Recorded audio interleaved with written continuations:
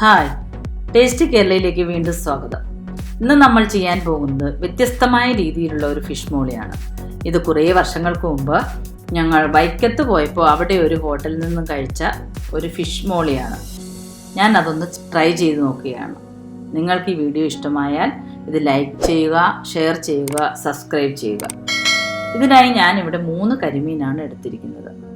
ആദ്യം അത് നമുക്കൊന്ന് മാരിനേറ്റ് ചെയ്യണം.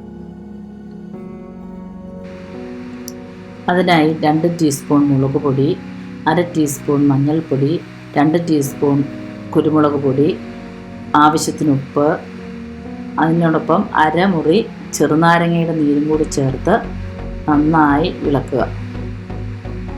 അതിനുശേഷം മീനിനകത്ത് നന്നായി തേച്ച് പിടിപ്പിക്കുക.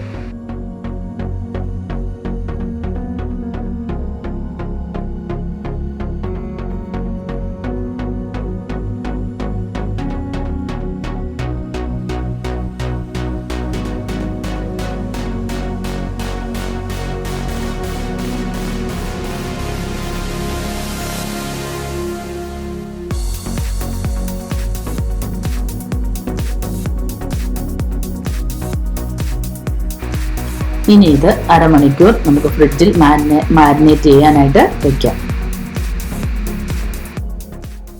ഇനി ഇതിന് ആവശ്യമായ ചേരുവകൾ: 2 വലിയ സവാള അരിഞ്ഞത്, 3 പച്ചമുളക്, കറിവേപ്പില, 1 കഷ്ണം ഇഞ്ചി, വെളുത്തുള്ളി, 2 തക്കാളി അരിഞ്ഞത്, ഒരു ഉരുളക്കിഴങ്ങ് പുഴുങ്ങി മുറിച്ചെടുത്തത്, ഗ്രീൻ പീസ് വേവിച്ചത്, അതുപോലെ തന്നെ ബീൻസ്, ക്യാരറ്റ്, ഇവ രണ്ടും 3 മിനിറ്റ് മൈക്രോവേവ് ചെയ്തത്. ഇതെല്ലാമാണ് ഇതിന് ആവശ്യമായ സാധനങ്ങൾ. ഇനി നമുക്ക് ചീനച്ചട്ടി അടുപ്പിൽ വെച്ച് എണ്ണ ഒഴിച്ച് ഈ കരിമീൻ ഒന്ന് ചെറുതായി ഫ്രൈ ചെയ്തെടുക്കണം. അതിനായി നമ്മൾ ചീനച്ചട്ടി അടുപ്പിൽ വെച്ച് എണ്ണ ഒഴിച്ചേക്കുകയാണ്. എണ്ണ നന്നായി ചൂടായി കഴിയുമ്പോൾ മീനിട്ട് കൊടുക്കുക, അല്ലെങ്കിൽ അത് അടിയിൽ പിടിക്കും. എണ്ണ ചൂടായിട്ടില്ല എങ്കിൽ അത് അടിയിൽ പിടിക്കും. അതിനാണ് നമ്മൾ എണ്ണ നന്നായി ചൂടായതിന് ശേഷം അത് ഇട്ട് കൊടുക്കുന്നത്. ഒന്ന് ഷാലോ ഫ്രൈ ചെയ്ത് എടുക്കുക.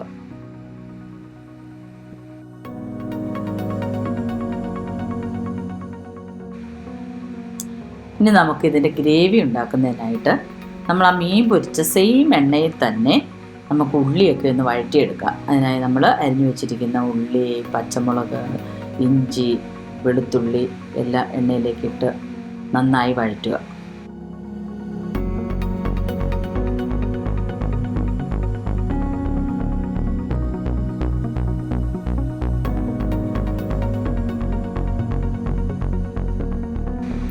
ഇത് നന്നായി വഴന്നു വരുമ്പോൾ നമുക്ക് അരിഞ്ഞു വെച്ചിരിക്കുന്ന 2 തക്കാളി ഇതിലേക്ക് ചേർത്ത് ഇളക്കി കൊടുക്കാം. ഇത് നന്നായി വഴന്ന് എണ്ണ തെളിയേണ്ട ആവശ്യമുണ്ട്. അതിന് നമുക്കിതൊന്ന് മൂടി വെച്ച് വേവിക്കാം.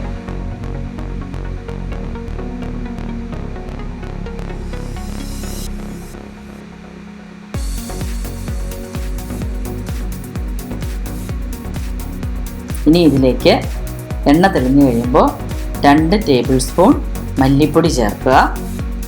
മല്ലിപ്പൊടി, 1/2 ടേബിൾ സ്പൂൺ മുളക് പൊടി, 1/4 ടീസ്പൂൺ ഉലുവാപ്പൊടി, അതുപോലെ മഞ്ഞൾപ്പൊടി, ലേശം ഗരം മസാല, ഇവയെല്ലാം ചേർത്ത് നന്നായിട്ട് ഇളക്കി യോജിപ്പിക്കുക. നന്നായിട്ട് ഇളക്കി യോജിപ്പിച്ച് അതിലേക്ക് കുറച്ച് കറിവേപ്പില ഇടുക. കറിവേപ്പില വേണേൽ ആദ്യമേ തന്നെ ഇടാമായിരുന്നു, പക്ഷേ ഞാൻ ഇപ്പോഴേ ഇട്ട്. എന്നിട്ട് നന്നായിട്ട് ഇളക്കി യോജിപ്പിക്കുക. പൊടികളുടെ എല്ലാം പച്ച മണം മാറണം, അതുവരെ ഇതൊന്ന് ഇളക്കി നന്നായിട്ട് യോജിപ്പിക്കണം. അതിനുശേഷം ഇതിലേക്ക്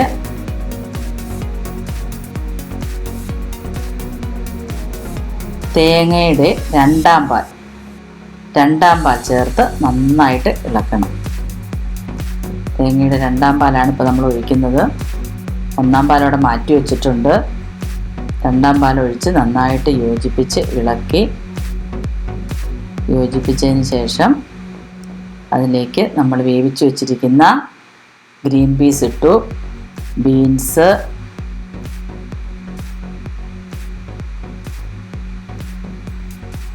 ഇട്ട് നന്നായിട്ടൊന്ന് ഇളക്കിയതിന് ശേഷം പൊട്ടറ്റോ, എല്ലാം വേവിച്ച് വെച്ചിരിക്കുന്ന പച്ചക്കറികളാണ്, അതുകൊണ്ട് അധികം വേവണ്ട. ക്യാരറ്റ് ഇട്ടു, എല്ലാം തന്നെ ഇട്ട് നന്നായിട്ട് യോജിപ്പിക്കുക.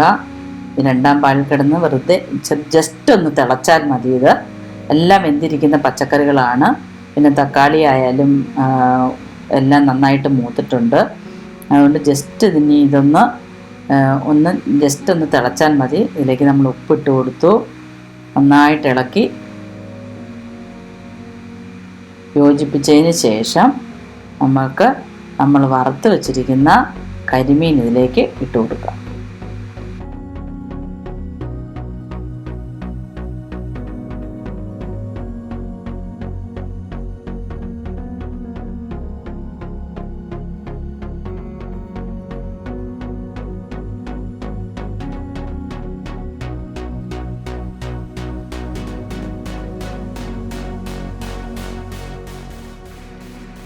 ഇതിലേക്ക് നമുക്ക് കുറച്ച് കറിവേപ്പിലയും ഒരു ചെറിയ കഷ്ണം കുടംപുളിയും കൂടെ ഇടണം.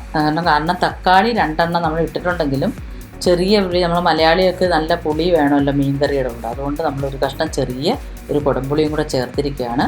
ഇനി നമ്മളതിലേക്ക് നമ്മൾ വറുത്ത് വെച്ചിരിക്കുന്ന കരിമീനിട്ട് അരപ്പ് അതിൻ്റെ ഉള്ളിലേക്കൊന്ന് വരാൻ പാകത്തിനൊന്ന് ചെറുതായിട്ട് അത് അരപ്പൊന്ന് മാറ്റിക്കൊടുത്ത് അതിലേക്ക് ഇറക്കി വെക്കുകയാണ്.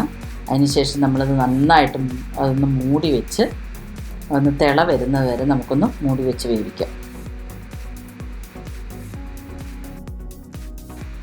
ഇതിപ്പോൾ നന്നായിട്ട് തിള വന്നിട്ടുണ്ട്.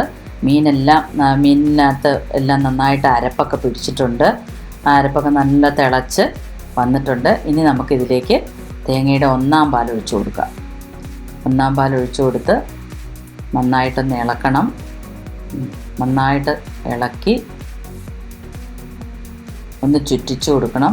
ചട്ടി എടുത്തൊന്ന് ചുറ്റിച്ചു കഴിഞ്ഞാൽ അതായിരിക്കും നല്ലത്. നമുക്കൊന്ന് നന്നായിട്ട് ചുറ്റിച്ചു കൊടുത്ത് ഇതും തിളക്കിയൊന്നും വേണ്ട, ചെറുതായിട്ടൊന്ന് തിള വന്ന് തുടങ്ങുമ്പോൾ തന്നെ നമുക്കത് ഓഫ് ചെയ്യാം. കറി ശരിയായിട്ടുണ്ട്. 1-ാം പാൽ ഒഴിച്ചു കഴിഞ്ഞാൽ അധികം തിളയ്ക്കേണ്ട ആവശ്യമില്ല. കറി ഇങ്ങനെ ഒന്ന് ചുറ്റിച്ചു കൊടുത്താൽ മതി. ഇനി നമുക്ക് അടുപ്പ് ഓഫ് ചെയ്ത് ഇതിപ്പോൾ കറി റെഡി ആയിട്ടുണ്ട്. ഇനി നമുക്കിതിവിടെ സെർവ് ചെയ്യാം. ഈ കറി നല്ല രുചിയുണ്ട്. എല്ലാവർക്കും ഇവിടെ വീട്ടിലെല്ലാവർക്കും ഇത് നല്ല ഇഷ്ടമായി. നല്ല ടേസ്റ്റി ആയിട്ടുള്ളൊരു ഫിഷ് കറിയാണിത്. ഇതെല്ലാവരും ട്രൈ ചെയ്ത് നോക്കണം. നിങ്ങളുടെ അഭിപ്രായങ്ങൾ കമൻറ്റ് ബോക്സിലേക്ക് ഇടുക. എല്ലാവർക്കും താങ്ക് യു.